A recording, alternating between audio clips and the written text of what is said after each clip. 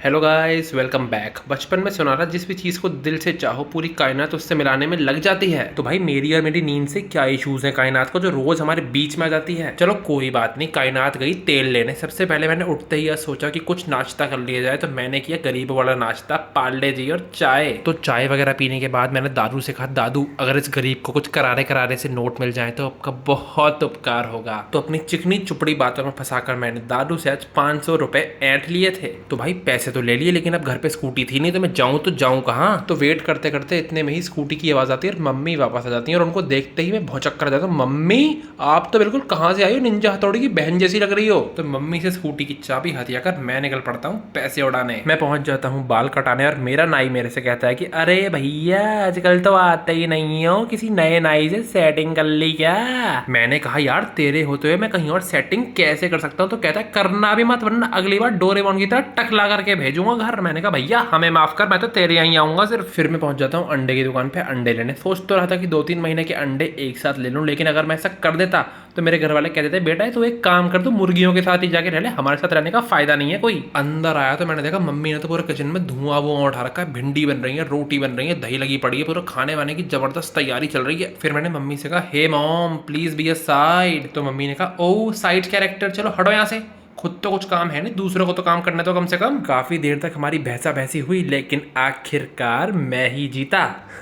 Because once a king is always a king. फिर mummy ने कहा शाबाश, किसी और चीज में किंग मत बनना लेकिन जबान चलाने में जरूर बनना किंग। फिर हो गया था ब्रेकफास्ट टाइम, ना लंच, ना आज तो भाई मैं इतना बिजी था कि मेरा नाश्ता और खाना एक ही टाइम पे हुआ है। इतने में ही गौरिका भी घर आ गई थी और मम्मी ने उससे पूछा और भाई क्या हुआ स्कूल में आज। कहती है मम्मी आज तो मैंने मैम को ही धूल चटा दी। बताओ भाई साहब, पहले के टीचर थे दमदार, एक बार स्केल मारते थे ना हाथ पे, बच्चे का मुंह खोलने से पहले उसकी रूह कांप जाया करती थी। और आजकल के टीचरों को देख लो, क्या फुद्दू टीचर है भाई, बच्चे इनको हड़का के जा रहे हैं। मन ही मन लेकिन मैं बहुत खुश हुआ। मैंने कहा वाह बहन वाह, आज तुमने दिखा ही दिया कि तुम किसकी बहन हो।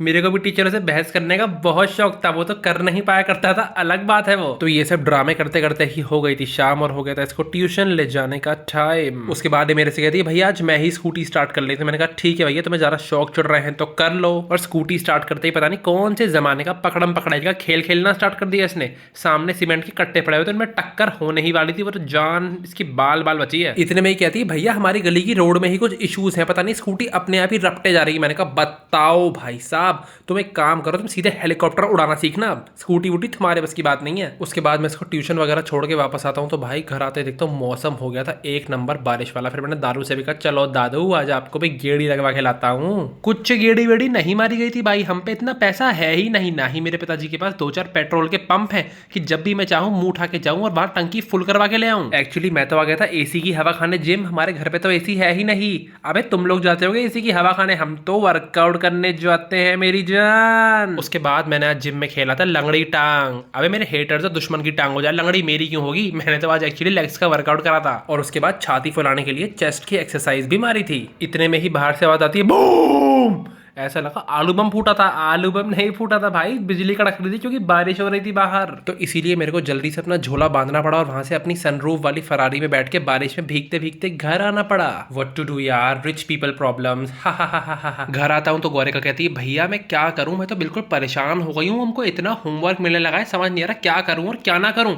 मैंने कहा कुछ मत करो, अपनी मैम से चिल्ला कर कहो हे A piece of paper can not decide my future। ये सुन के मैम तुम्हारा नाम ही फाड़ के फेंक देंगी अटेंडेंस रजिस्टर में से। उसके बाद तुम्हें स्कूल से बाहर का रास्ता भी दिखा देंगी, सारा झंझट ही खत्म है। तो मैंने उसका मूड फ्रेश कराने के बहाने से उसको जबरदस्ती अपना कल का व्लॉग दिखाया और उससे पूछा कैसा लगा।